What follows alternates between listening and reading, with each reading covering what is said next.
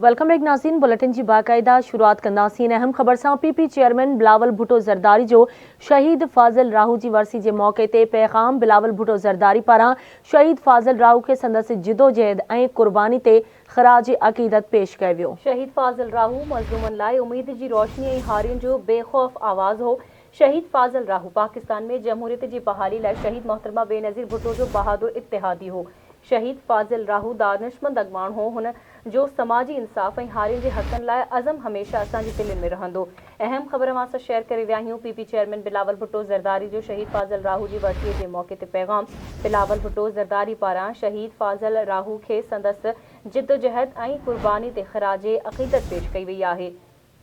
इन हवाले से तफ़सील मालूम कंदासीं। कराची में आवाज़ जो चीफ रिपोर्टर गाज़ी झंडीर असां सां लाइन ते मौजूद है। जी गाज़ी झंडीर, वधीक कहिड़ा तफ़सील आहिनि, आगाह कजो।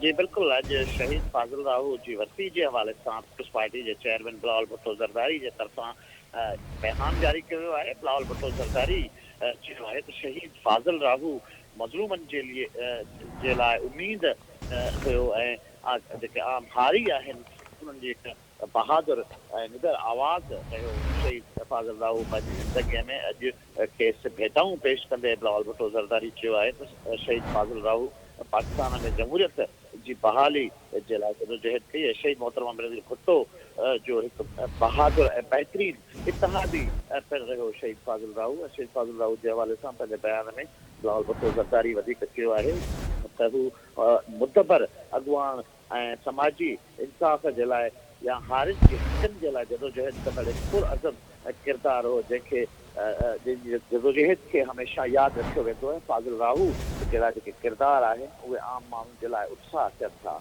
जी ठीक है गाज़ी, अवां जी मेहरबानी अपडेट करण लाइ।